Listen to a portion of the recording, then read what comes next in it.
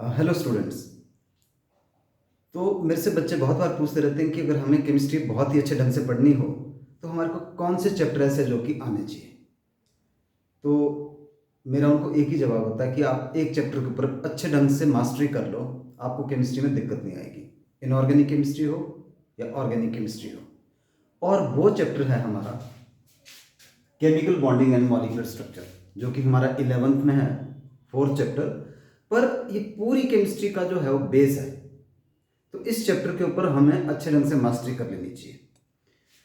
तो इससे पहले कि हम इस चैप्टर को करें स्टार्ट, हमारे को क्या समझना है कि कुछ कॉन्सेप्ट है जो क्लियर होने चाहिए इस चैप्टर को समझने के लिए, जिसमें से पहली चीज क्या है उन्हीं को ही पहले हम डिस्कस कर लेते हैं। तो the first thing which we should know, valence electron. आपको पता है कि वैलेंस इलेक्ट्रॉन क्या होते हैं? Electrons in valence shell of any atom.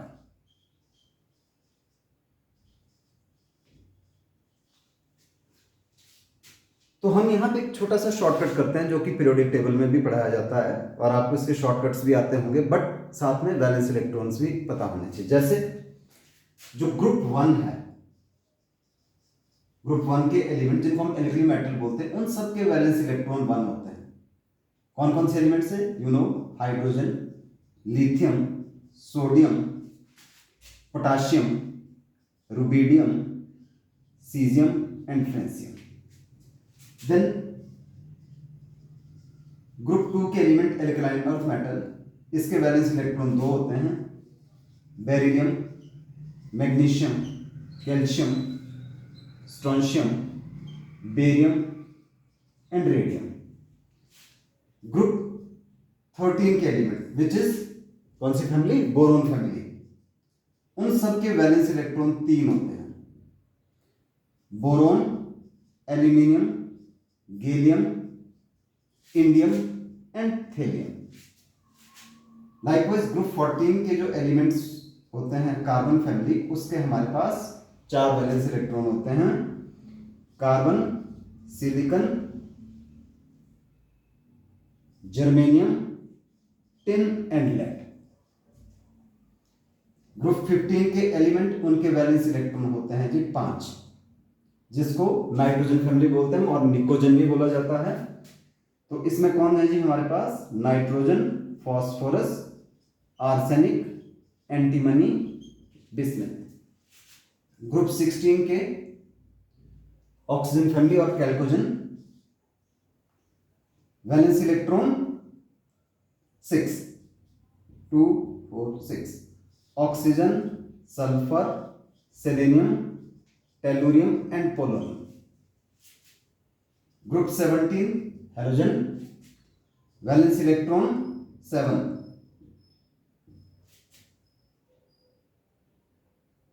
Fluorine, chlorine, bromine, iodine, astatine. And group 18 element जो कि नोबल गैस और इनर्ट गैस भी बोलते हैं, इनके वैलेंस इलेक्ट्रॉन होते हैं सबके 8 एक्सेप्ट हीलियम।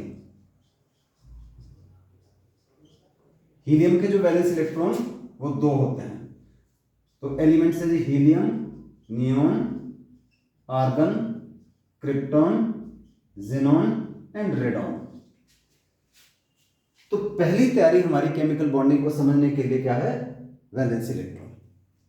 दूसरा जी, कुछ कॉन्सेप्ट्स है जो थर्मोडायनेमिक्स से रिलेटेड है या कह लो कि पीरियोडिक टेबल से रिलेटेड है, उनको भी हम ब्रीफली अंडरस्टैंड कर लेते हैं, क्योंकि जब बीच में आएंगे तो फिर हमारे को थोड़ी सी कंफ्यूजन होती है कि अगर हमारे को ये समझ या हमने ये पहले ध्यान से नहीं पढ़े।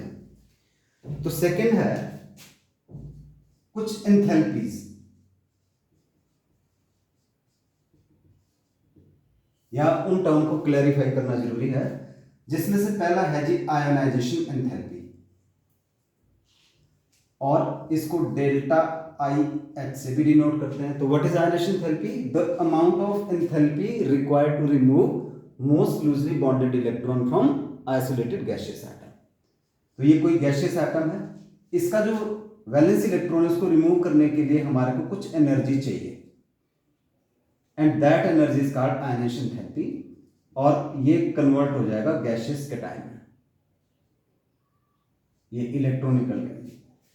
एट द सेम टाइम दूसरी जो एंथैल्पी चाहिए that is electron gain enthalpy, delta EGH। ये क्या होता है? The amount of enthalpy change और we can say enthalpy released when electron is added to isolated gaseous atom. तो हम यहां पे लिखेंगे एंथैल्पी चेंज। चेंज वर्ड क्यों लिखा हमने? क्योंकि वैसे तो मोस्टली केसेस में एनर्जी रिलीज ही होती है, बट कुछ केसेस में एनर्जी एब्जॉर्ब भी होती है। और तीसरी बात है जी हाइड्रेशन एंथैल्पी।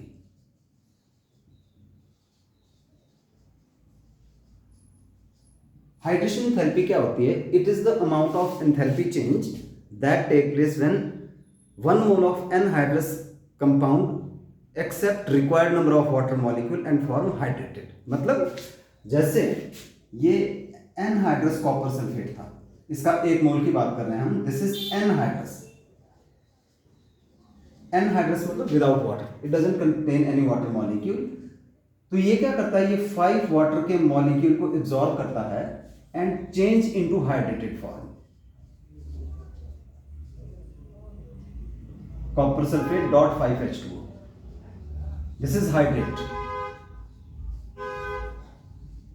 तो ये हाइड्रेटेड फॉर्म में कन्वर्ट हो गया। तो जब ये प्रोसेस हुआ, क्योंकि यहां पे आपको पता है थर्मोडायनेमिक्स के हिसाब से जब भी कोई बॉन्ड बनती है या बॉन्ड ब्रेक होती है तो कोई ना कोई एनर्जी चेंज होती है।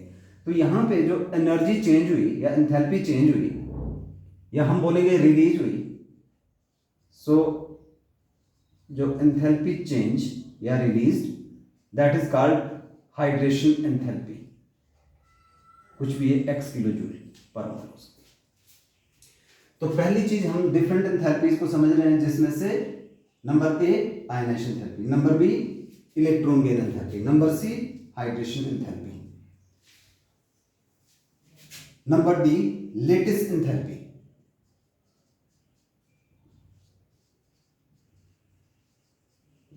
लेटिस एंथैल्पी को बहुत सारी बुक में LE से डिनोट किया जाता है और कई बुक में U से भी डिनोट किया जाता है। ये क्या होता है? 2 तरीके से डिफाइन करते हैं हम इसको।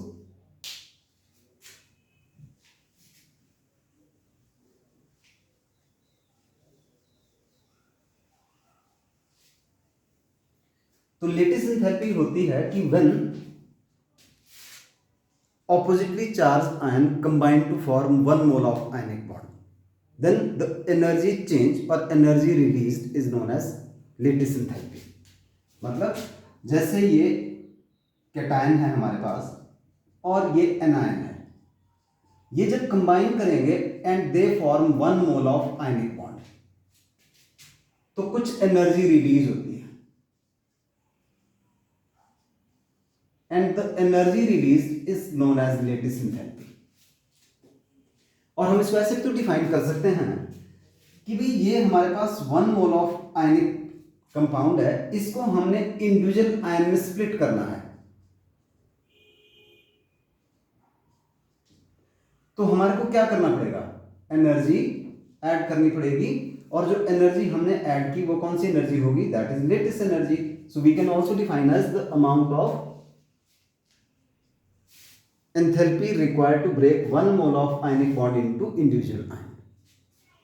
तो ये एंथैल्पीज हो गई, 4 एंथैल्पीज, ये समझी हमने। अब हम क्या समझते हैं? एक प्रोसेस है जो कि हाइड्रेशन।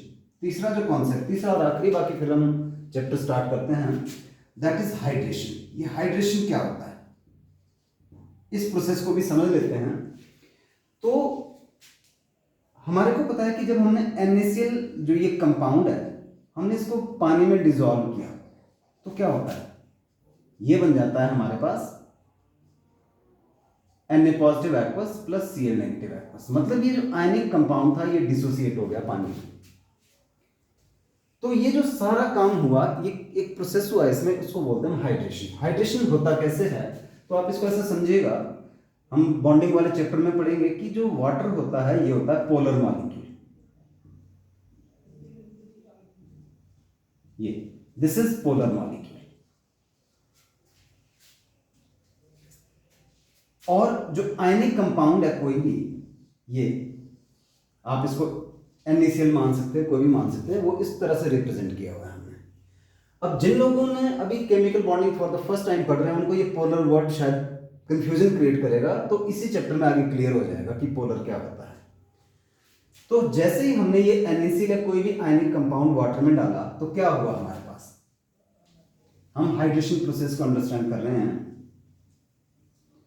तो हुआ ये कि जो ये हमारा आयनिक कंपाउंड था इसके चारों तरफ वाटर के मॉलिक्यूल आ गए और उन्होंने क्या कर दिया, जैसे जिस जो ये हमारा कैटायन है इसके सामने ऑक्सीजन आएगा ये, और जो दूसरा है उसके सामने हमारी जो है वो हाइड्रोजन आएगा इससे, जो एनायन है, क्योंकि हाइड्रोजन के ऊपर पॉजिटिव चार्ज होता है, पार्शियल पॉजिटिव चार्ज होता है। ये जो लोग पहली बार समझ रहे हैं डेल्टा है, इसको बोलते हैं delta, and that is partial positive charge, partial charge को रिप्रेजेंट करता है। तो मैंने एक आयनिक कंपाउंड लिया और जैसे हम इसको पानी में डिसॉल्व किया इसके चारों तरफ वाटर के मॉलिक्यूल आ गए, इस तरह से आया कि इसका जो ऑक्सीजन है वो कैटायन को फेस कर रहा है और जो इसके हाइड्रोजन दूसरा जो वाटर मॉलिक्यूल है उसका जो हाइड्रोजन है वो एनायन को फेस कर रहे हैं।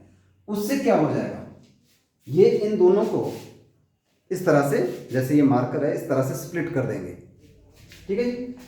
और उसके बाद जब इन्होंने इसको सेपरेट कर दिया, इस बॉन्ड को, आयनिक बॉन्ड को तोड़ दिया, तो क्या हो गया कि इसके चारों तरफ ये सराउंड हो गए, सेपरेट कर दिया इन्होंने कैटायन और एनायन को।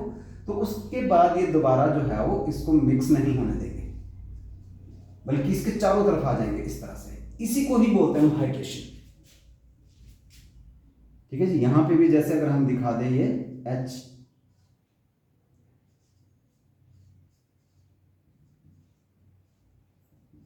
तो जो आयनिक कंपाउंड के आयन है वो चारों तरफ से सराउंड हो गए और इनमें एक बॉन्ड बन गई जिसको हम बाद में पढ़ेंगे, आयन डायपोल इंटरेक्शन हो गई जिसमें ये। तो ये थोड़ा सा हमने बेसिक समझा हाइड्रेशन क्या होता है। फिर किस तरह से ऑपरेट होगा, कैसे सॉल्युबिलिटी से डिसाइड होगी, वो हम आने वाले चैप्टर में स्टार्ट करेंगे। तो this was our preparation in order to understand chemical bonding. तो ये तैयारी हो गई हमारी। अब हम करें काम आगे। तो चैप्टर का नाम है chemical bonding. So what is bond, chemical bond क्या होती है, यहां से शुरू करते हैं। What is chemical bond? तो केमिकल बॉन्ड क्या हुई? It is the force of attraction which hold atoms, molecules और आयंस टुगेदर, उसको बोलेंगे हम केमिकल बॉन्ड। मतलब जो एटम, मॉलिक्यूल या आयन को इकट्ठे जोड़ के रखती है, that is called chemical bond. कितने टाइप्स की होती है? तो ये केमिकल बॉन्डिंग भी दो टाइप की होती है। एक होती है स्ट्रॉन्ग केमिकल बॉन्ड और कुछ होती है वीक। स्ट्रॉन्ग केमिकल बॉन्ड कौन कौन सी है, यहां पे उनके नाम लिख देते हैं। Covalent bond, then coordinate, ionic, and the last is metallic. तो चार बॉन्ड को जो हमने यहां पे स्पेसिफाई किया, ये कौन सी बॉन्ड होगी हमारी? Strong chemical bond. और वीक केमिकल बॉन्ड कौन कौन सी होती है, यहां पे लिख देते हैं उनको। Hydrogen bond, ion dipole, then dipole induced dipole,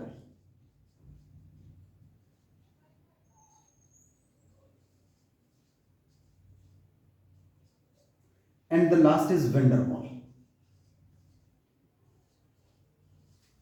चार तरह की होगी, ये वीक होती है और ये मॉलिक्यूल में मोस्टली ऑपरेट होती है।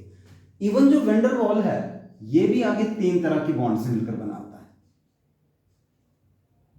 एक का नाम है dipole dipole, the first bond is dipole dipole.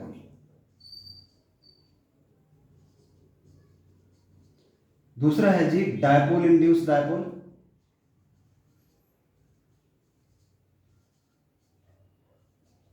और तीसरा है लंडन और डिस्पर्शन फोर्स।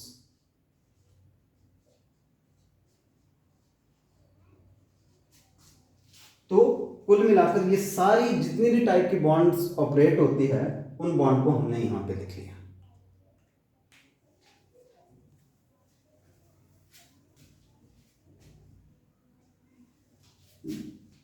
तो इससे पहले कि हम डिफरेंट टाइप्स ऑफ बॉन्ड्स पढ़े, हम क्या कर लेते हैं, हम ये समझ लेते हैं कि why do atom combines. Atom या मॉलिक्यूल को जोड़ने की जरूरत क्या है, क्यों वो इंडिविजुअल अकेले नहीं रह सकते। The first is cause of chemical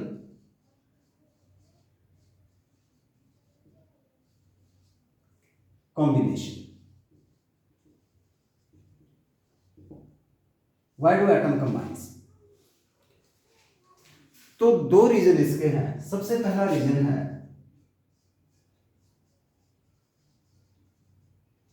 tendency to acquire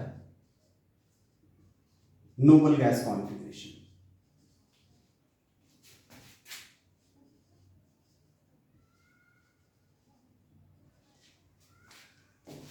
तो पीरियोडिक टेबल में जो नोबल गैसेज होती है ग्रुप 18 एलिमेंट, उनकी जो बाहर वाली कॉन्फिगरेशन है NS2 NP6 एक्सेप्ट हीलियम को छोड़कर, यानी इन सब एलिमेंट्स की हीलियम को छोड़कर 8 इलेक्ट्रॉन पूरे हैं। तो क्योंकि वैलेंस शेल कंप्लीटली फिल्ड है तो that represent highly stable configuration. तो ये एक तरह से आइडियल हो गए बाकी एलिमेंट्स के लिए। तो बाकी दूसरे एलिमेंट्स क्या चाहते हैं, they also want to acquire this type of configuration, मतलब वो चाहते हैं कि 8 इलेक्ट्रॉन हमारे भी हो जाए ताकि हम भी स्टेबल हो जाए। तो उस चक्कर में वो क्या करते हैं, या तो वो इलेक्ट्रॉन लूज करते हैं, शेयर करते हैं, या गेन करते हैं, कुछ ना कुछ करते हैं ताकि 8 हो जाए पूरे। मीन्स दूसरे शब्दों में हम ये बोलते हैं कि they participate in chemical bonding. So the first reason is tendency to acquire noble gas configuration, 8 चाहते हैं। पर अगर 8 ना चाहें, या हम ये बोल सकते हैं कि जब हम आगे पढ़ेंगे कि जिनके ऑलरेडी 8 इलेक्ट्रॉन है नोबल गैसेज, वो भी तो बॉन्ड बनाते हैं। तो दूसरा जो जब रीजन ढूंढा गया तो that was tendency to acquire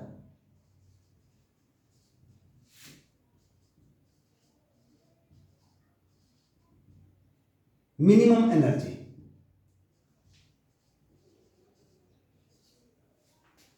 तो हमें एक चीज समझनी है पहले कि जिस भी सिस्टम की एनर्जी कम होती है वो सिस्टम ज्यादा स्टेबल होता है।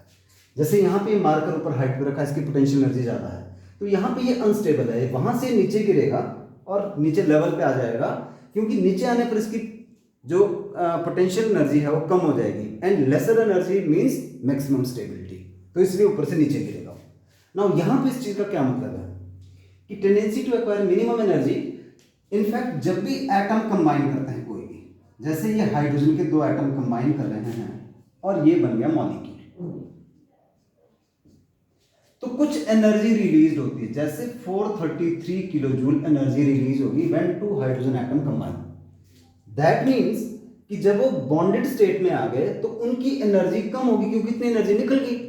जब 2 इंडिविजुअल एटम थे उनकी ज्यादा एनर्जी थी, जब वो आपस में उन्होंने बॉन्ड बनाई तो एनर्जी निकल गई। तो यहां पे बॉन्डेड स्टेट में उन एटम की एनर्जी क्या है, कम है। So lesser energy means maximum stability. तो वो स्टेबिलिटी 2 तरीके से एक्वायर कर सकते हैं, या तो टेंडेंसी टू हैव 8 इलेक्ट्रॉन तभी वो स्टेबल है, या दूसरी बात हम बोल सकते हैं कि भाई वो मिनिमम एनर्जी चाहते हैं, ताकि मिनिमम एनर्जी का मतलब ही तो स्टेबिलिटी था, इसलिए वो जुड़ जाते हैं। So 2 रीजन हो गए, tendency to acquire noble gas configuration and another is tendency to acquire minimum energy.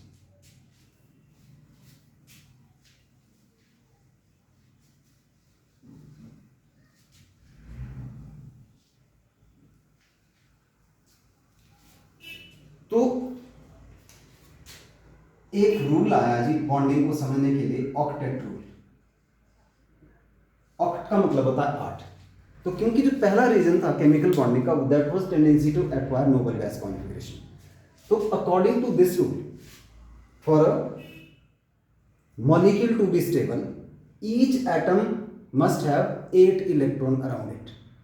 तो किसी भी एटम को मॉलिक्यूल के अंदर स्टेबल होने के लिए 8 इलेक्ट्रॉन होना जरूरी है, उसी को बोला गया ऑक्टेट रूल।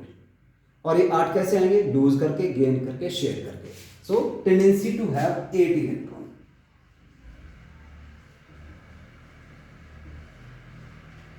इन वैलेंस शेल। तो that is called octet rule. अब जब साइंटिस्ट ने इस चीज को स्टडी करना शुरू किया तो उनको एक बात समझ आई कि देखो एटम के अंदर बहुत सारे इलेक्ट्रॉन होते हैं। फॉर एग्जांपल हम ले लेते हैं सोडियम। अब सोडियम में 1s2, 2s2, 2p6 and 3s1।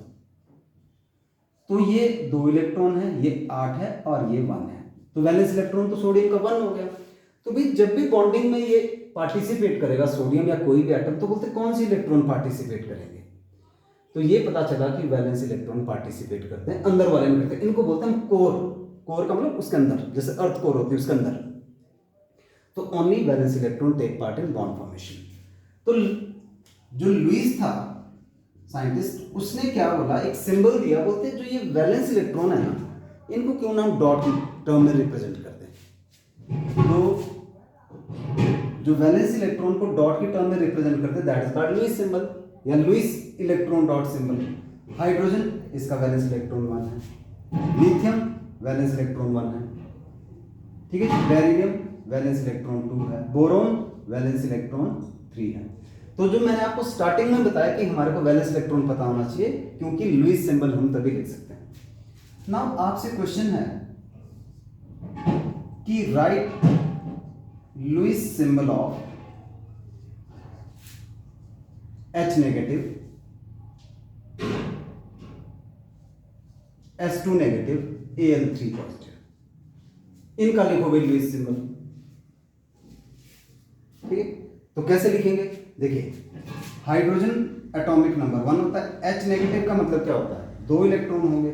तो इसका मतलब कि इसमें 2 इलेक्ट्रॉन पर ऊपर नेगेटिव भी लगाएंगे हम साथ में। सिमिलरली जो सल्फर के वैलेंस इलेक्ट्रॉन, सल्फर के कितने होते हैं 16, और जब हम कॉन्फ़िगरेशन लिखते हैं तो इसकी बनती है 2 8 4। ये कॉन्फ़िगरेशन होती है, मतलब नॉर्मल जो 2 8 6, 2 4 6 इलेक्ट्रॉन होते हैं सल्फर।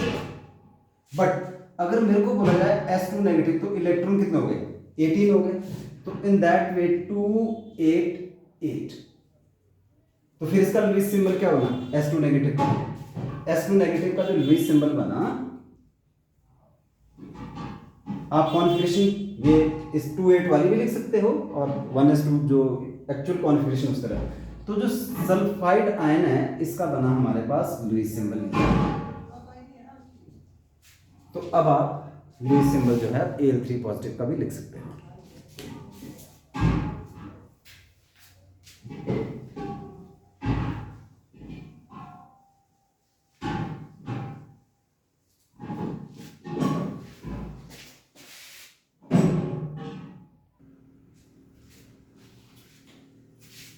चलिए आगे करते हैं, और सबसे पहले हम बॉन्ड करने वाले हैं, that is covalent bond.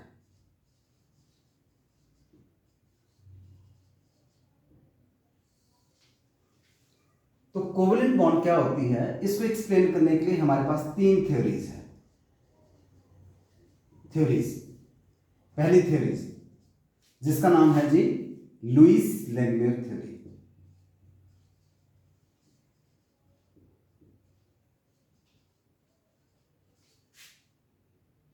Number 2 valence bond theory.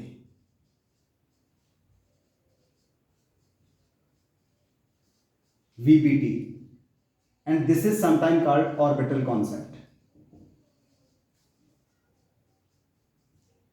तीसरा मॉलिक्यूलर ऑर्बिटल थ्योरी।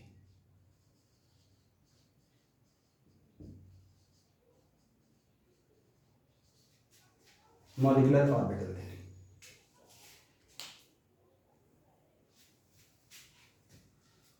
तो हम बारी बारी से थ्योरी पढ़ेंगे 1 by 1 और आगे समझते हैं काम को। So begin with first theory, Lewis Langmuir theory. Lewis Langmuir theory. तो ये 2 साइंटिस्टों ने दी थी, लुईस और लैंगमुइर ने। तो ये थ्योरी क्या बोलती है कि according to this theory covalent bond is form by sharing of electron. So it is the type of chemical bond which is formed by mutual sharing of electron by combining atoms. For example, हम ये देखते हैं कि chlorine कैसे बनेगा. अब chlorine के valence electron कितने होते हैं? ग्रुप 17 में आते हैं तो 7 वैलेंस इलेक्ट्रॉन. दूसरा क्लोरीन है, ऑफ कोर्स उसके भी 7 होंगे. तो पहला कार्बन क्या था केमिकल बॉन्ड का? Tendency to have 8 electron, means octet complete करना. तो ना तो ये लूज कर सकते ना शेयर कर सकते, क्योंकि दोनों सेम है. तो ये क्या करते हैं, वो शेयर करते हैं एक एक इलेक्ट्रॉन. एक इलेक्ट्रॉन इसने दिया, पार्टिसिपेट किया, और एक इसने किया, दोनों ने म्यूचुअली शेयर कर लिया. तो भाई जो ये बीच वाला जो है हमारे पास, इसको बोलेंगे हम शेयर्ड पेयर, और आल्सो कॉल्ड बॉन्ड पेयर. और जो ये बाहर रह गए इनको बोलते हैं अनशेयर्ड पेयर, और आल्सो कॉल्ड लोन पेयर. तो अगर हम क्लोरीन का मॉलिक्यूल, ये हमने दिखा दिया 8, 2 4 6 8, जो शेयर्ड पेयर है दोनों का काउंट होगा, दोनों का है ये. तो हमारे पास कैसा बना है, ऐसा बन गया जी. अगर दोनों एटम ने एक एक इलेक्ट्रॉन पार्टिसिपेट करवाया है अपना, तो जो बॉन्ड बनेगी वो सिंगल कोवेलेंट बॉन्ड बनेगी. तो एक एक इलेक्ट्रॉन है दोनों का, तो इस बॉन्ड को बोलेंगे हम सिंगल कोवेलेंट बॉन्ड. और चलते हैं जी आगे. दूसरा एग्जांपल लेते हैं हम, और ऑक्सीजन का. अभी हम सिर्फ डायटॉमिक ले रहे हैं पहले, फिर और करेंगे, डायटॉमिक ले लेंगे आगे. तो ऑक्सीजन जो मॉलिक्यूल है वो कैसे, ऑक्सीजन ग्रुप 16 का है, तो इसके 6 वैलेंस इलेक्ट्रॉन हो गए. दूसरा ऑक्सीजन है, ऑफ कोर्स उसके भी 6 इलेक्ट्रॉन हो गए. तो 6 तो थे, अगर इन्होंने एक एक शेयर किया तो साथ साथ में बात नहीं बनी, तो इसलिए इनको 2 शेयर करने पड़ेंगे. मतलब इस तरह से. ये गोले बनाना कोई बहुत ज्यादा जरूरी नहीं है, ये इसलिए होता है ताकि हम ये समझ लें कि भाई ऑक्टेट पूरा है, 8 इलेक्ट्रॉन गिनने में हमारे को हेल्प मिले. अदरवाइज कोई बहुत ज्यादा जरूरी नहीं है. तो ये बॉन्ड बन गई जिसमें हमारे पास डबल बॉन्ड, क्योंकि दो दो इलेक्ट्रॉन दोनों एटम ने पार्टिसिपेट करवाया, तो बॉन्ड कैसी बनी, डबल बॉन्ड. तो इसमें बॉन्ड पेयर कितने, या जिसको हम शेयर्ड पेयर बोलते हैं, 2 आए. और लोन पेयर कितने हैं, 1 2 3 4, lone pair 4. In the same way nitrogen group 15 का एलिमेंट है, तो वैलेंस इलेक्ट्रॉन 5. दूसरा नाइट्रोजन है, उसके भी वैलेंस इलेक्ट्रॉन 5. अब 5 थे, अगर एक शेयर किया तो 6 हुए, किसी का काम नहीं बना.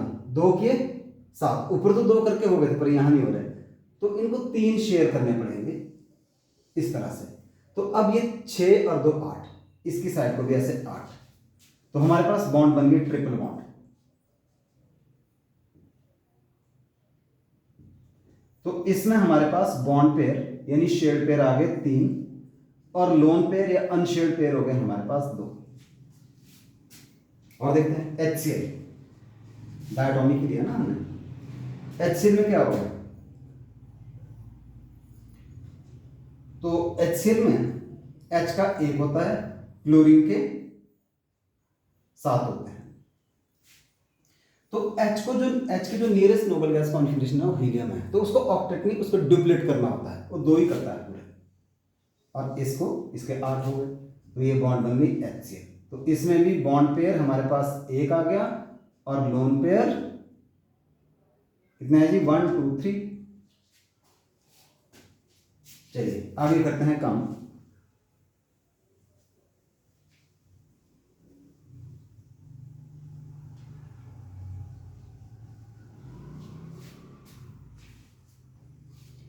तो हमने क्या करना है कि अब लुईस स्ट्रक्चर बनाने की प्रैक्टिस करनी है. किसका करते हैं हम, CH4 C2H6 NH3 H2O HNO3, then NH4 positive.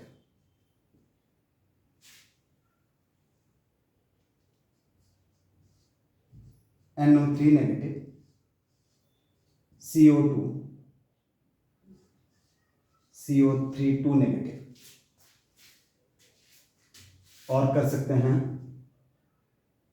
H2SO4, HSO4 negative,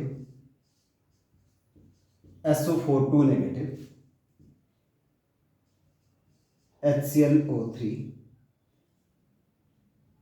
HClO4, हम इनकी प्रैक्टिस कर सकते हैं। तो कैसे बनाना है, दो तरीके होते हैं बनाने के, और दोनों ही ठीक है। तो सपोज कि हम मीथेन से शुरू कर लेते हैं। तो एक तरीका क्या है, मैं दोनों मेथड यहाँ पे बता देता हूँ आपको, और जिस मेथड से भी आपको इजी लगे वो आप बनाइएगा। तो पहला मेथड तो ये है कि भी हमने कार्बन लिखे, हमारे को पता है कार्बन ग्रुप 14 में आता है, उसके 4 वैलेंस इलेक्ट्रॉन होते हैं, और हाइड्रोजन के 1 होते हैं। ये हाइड्रोजन का दिखा दिया हमने, ये एक तरीका हो गया। अब क्या हुआ कि ये ऑक्टेट पूरा हो गया, तो हमारे पास इस तरह से इसमें जो है बॉन्ड पेयर हमारे पास 4 है।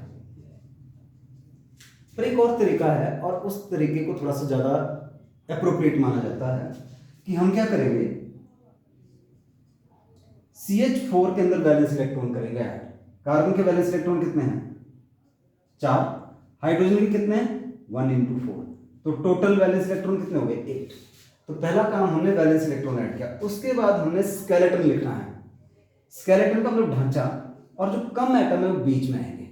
सेंट्रल एटम कौन होगा, जो कम है, और जो ज्यादा एटम है उसके सराउंडिंग में लिख दिया हमने। पर यहां पे एक बात का ध्यान देना है कि hydrogen and fluorine they never act central atom. ऐसा क्यों, क्योंकि हाइड्रोजन और फ्लोरीन को एक ही बॉन्ड बनानी होती है, और अगर वो बीच में आ रहे हैं इसका मतलब एक से ज्यादा बॉन्ड बनानी पड़ेगी इनको, तो जो कि वो नहीं बना सकते। तो हमने क्या किया कि सबसे पहले वैलेंस इलेक्ट्रॉन ऐड किए, फिर स्केलेटन लिखा। स्केलेटन के बाद हमने इलेक्ट्रॉन डिस्ट्रीब्यूट करने 8, और ऑक्टेट भी पूरा हो जाना चाहिए सबका। तो कैसे करें, देखो मिनिमम 2 इलेक्ट्रॉन चाहिए होते हैं बॉन्ड बनाने के लिए, ठीक है। 2 ये हो गए, तब जाके जुड़ेंगे 2 इसको, 2 इसको और 2 इसको। तो यहां तो हो गए पूरे 8 पूरे हो गए, ऑक्टेट पूरा हो गया कार्बन का। चलिए इसको थोड़ा सा और आगे एक्सटेंड करते हैं, कोई दूसरा मॉलिक्यूल लेते हैं इन्हीं में से ही, और लुईस स्ट्रक्चर सही बनाने आने चाहिए हमारे को, नहीं तो आगे बहुत सारे टॉपिक्स आएंगे, रेजोनेंस हो गया या वेसेपर थ्योरी होगी, तो उसमें हमारे को बिना लुईस स्ट्रक्चर के बात नहीं बनेगी। तो दूसरा एग्जांपल लेते हैं, CO2। तो एक तरीका क्या है कि भाई कार्बन बीच में लिख ले, उसके 4 वैलेंस इलेक्ट्रॉन होते हैं। ऑक्सीजन उसके कितने होते हैं, 6 होते हैं, 2 2 2, और यहां पे दूसरा ऑप्शन उसके भी 2, ये हो गई।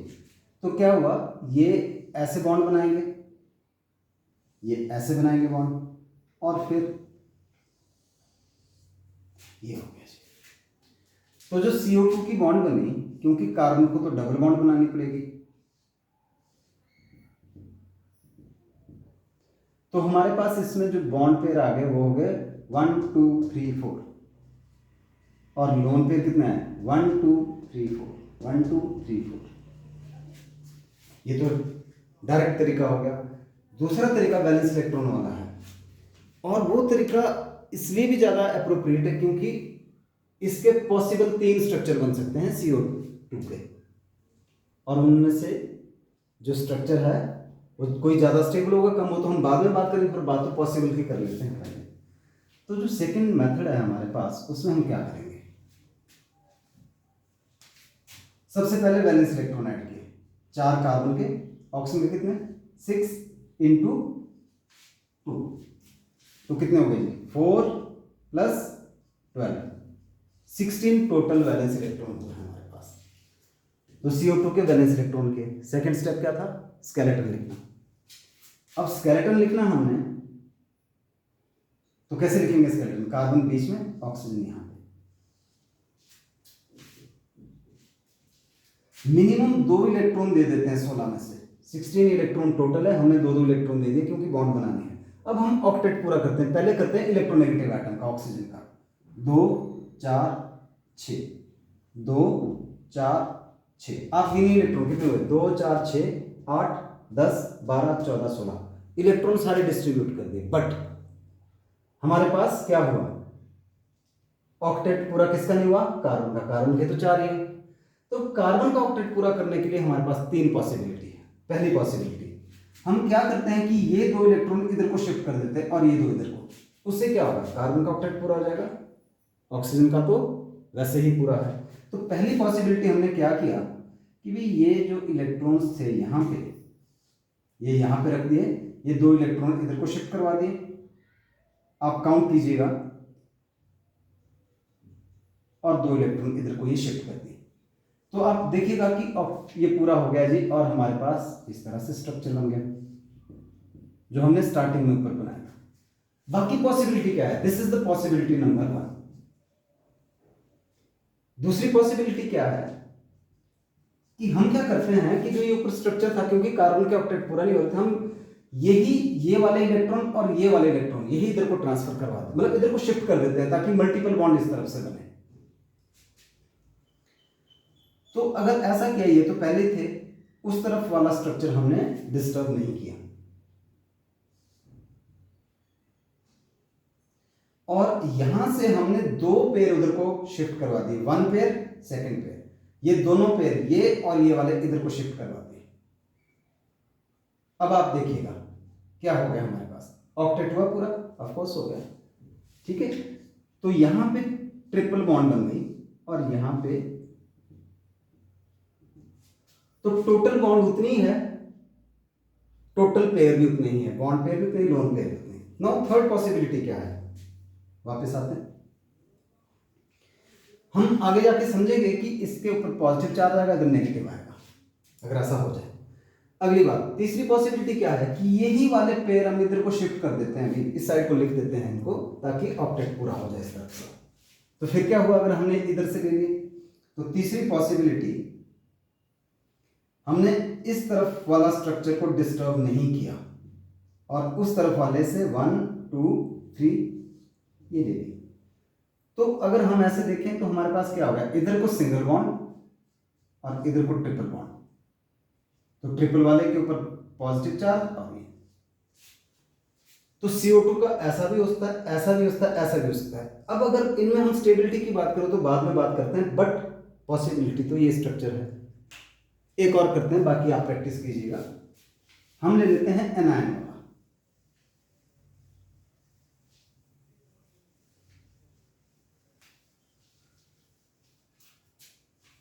एनायन वाला हम ले लेते हैं NO3 नेगेटिव। वैलेंस इलेक्ट्रॉन करते हैं ऐड, नाइट्रोजन के 5, ऑक्सीजन के 6 × 3। और आपको याद रखना है, केमिस्ट्री में नेगेटिव का मतलब क्या होता है कि उसने इलेक्ट्रॉन ऐड कर दिया है, एक नेगेटिव मतलब 1 इलेक्ट्रॉन ऐड हो गया, और पॉजिटिव मतलब 1 इलेक्ट्रॉन कम हो गया। तो क्या बना फिर, 5 + 18 + 1 24। तो हमने इसका अब लुईस डॉट स्ट्रक्चर लिखना है जिसमें ऑक्टेट पूरा हो जाए सबका, नाइट्रोजन ऑक्सीजन, क्या बोला, पहला स्टेप वैलेंस इलेक्ट्रॉन, दूसरा स्टेप स्केलेटन। अब हम क्या करते हैं, क्योंकि नेगेटिव है ये सबका नेगेटिव, तो नेगेटिव लगा देते हैं वहां पे। क्या हुआ, 2 इलेक्ट्रॉन दे दिया बॉन्ड बनाने के लिए, दे दीजिए 2 4 6, 24 में से 6 इलेक्ट्रॉन हमने ले लिए, क्योंकि अगर इन्होंने बॉन्ड बनाने तो मिनिमम 2 इलेक्ट्रॉन तो चाहिए होते हैं बॉन्ड बनाने के लिए। अब क्या करते हैं, ऑक्टेट पूरा करते हैं, 2 4 6 2 4 6 2 4 6। हमने टोटल 24 इलेक्ट्रॉन डिस्ट्रीब्यूट कर दिए, 6 6 12 6 18 20 22 24। क्या हुआ, किसका ऑक्टेट कंप्लीट नहीं हुआ, ऑक्सीजन का नहीं हुआ।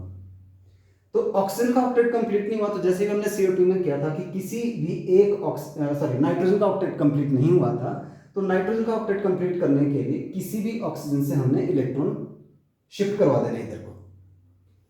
तो इससे भी ले सकते हैं हम, तो डबल बॉन्ड आ जाएगी फिर इधर को, ऊपर वाले से भी ले सकते हैं, इधर वाले से भी ले सकते हैं, कोई भी ले सकते हैं। मैंने क्या किया, मैं ऊपर वाले से ले लेता हूं,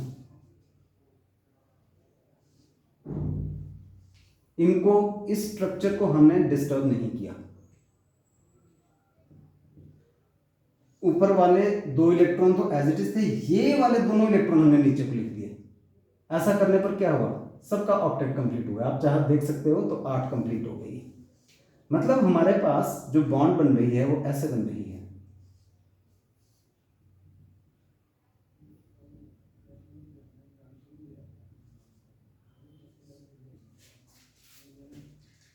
बाकी दो कौन से बनेंगे, बाकी दो भी बन सकते हैं। अगर हमने इधर से शिफ्ट किया हुआ था तो सिमिलरली वी कैन से कि ऐसा भी तो हो सकता है अभी हमारे पास ऐसा बन जाए।